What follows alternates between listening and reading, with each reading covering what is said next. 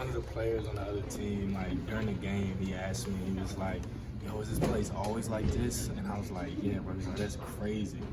And you know what I mean? That's not just the energy that we feel. Like, that's why other people, you know, other teams love to come here and play and compete. I mean, the environment here is ridiculous. I've come from a really good school where the environment was similar, but this is just completely different. Davion, how have you seen Ty sort of settle in and get comfortable? Can you see him, starting to put some of this together? Yeah, it's definitely coming together for him. I mean, like I was saying, man, Ty, he's a special talent, and when he lets everything just come to him, he can score the ball really well, but he doesn't ever really force it. He doesn't force the issue, and I think that's why he's finding a lot of success. And just, getting other guys involved, letting them know, like, okay, the open shot is there, he'll take it. I mean, he does a lot of special things, and he doesn't really settle whenever, things aren't falling. He'll go get his twos whenever threes are falling. So he's a very positive kid, and it doesn't surprise me why he's, having the success he is right now. You've seen what it's like when a whole bunch of freshmen have it all kind of under you and a bunch of freshmen last year. Yeah. How much of a luxury is it for Ty and Davion and those guys to have so many of you veterans to kind of take up the slack, let them learn at their own pace and not feel like it's all on them? Absolutely. I mean, you can even look at guys like, Kellen Grady. We can't forget about C.J. Frederick, Xavier, myself, Oscar, guys who've played at different places and had success, and then you come in as a freshman.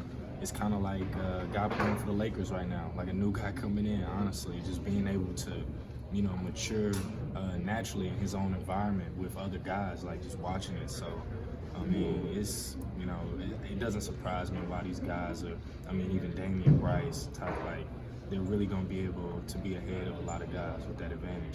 Davion, you and Ty combined for 20 rebounds tonight. I'm curious, when Oscar had to sit down after like 1 minute, right? Was anything discussed that, hey, we got to pick up the slack for this, or did guys just take it on themselves to hit the glass harder? Yeah, I'm not sure what Coach told the rest of them, but as soon as he put me in, like, he didn't even tell me who I was going to get. He just told me, I need you to rebound. That's the only thing I heard. So for me, I knew what I had to do in order to stay in the game, and that was my assignment, so that's what I went and did. And apparently he told the other guys that too, because that's what ended up happening. But Oscar is a huge presence for us. Like, we need him every game, and the other team was successful in taking him out early, so we knew, his production had to come from us collectively, because what he does by himself, it would probably take a couple of us to do. How much more fun is this for you than the misery of last season?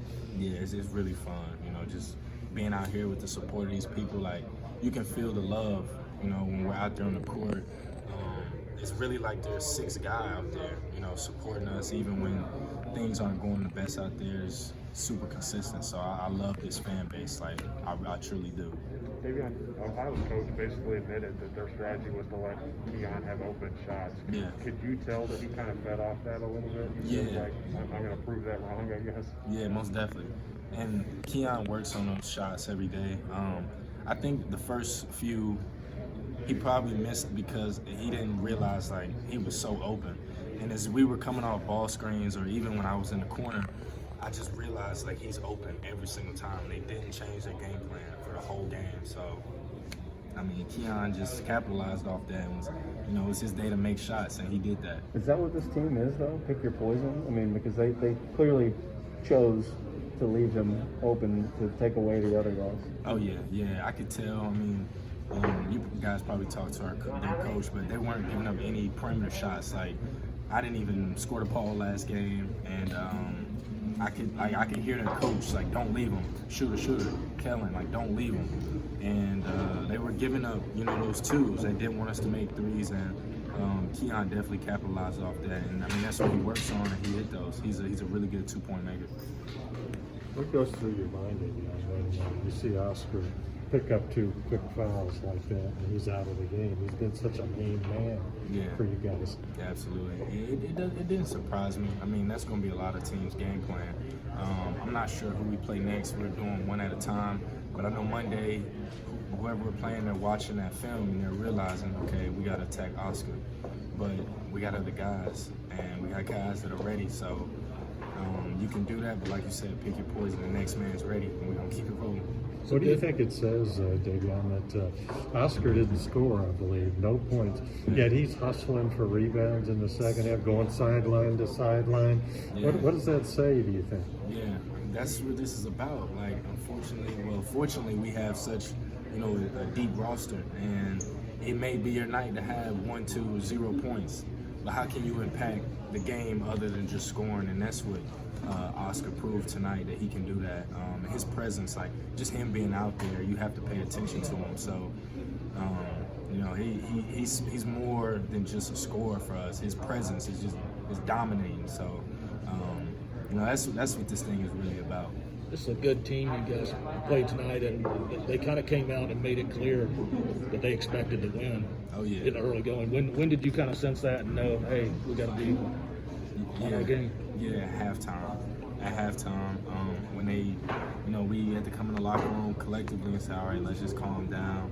Like, these guys are no slack. And we knew it all week. We gave them their credit. They're the NCAA tournament team. They definitely win some games in the tournament.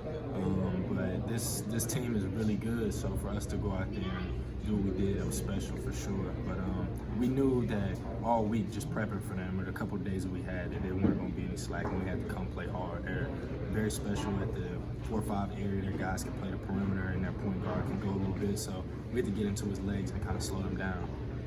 Bob Huggins, West Virginia's coach, kind of called out Oscar yesterday, said that he left because he wasn't willing to fight for his minutes and didn't take hard coaching very well. What's your kind of response to that, seeing him in practice and seeing that fight every day?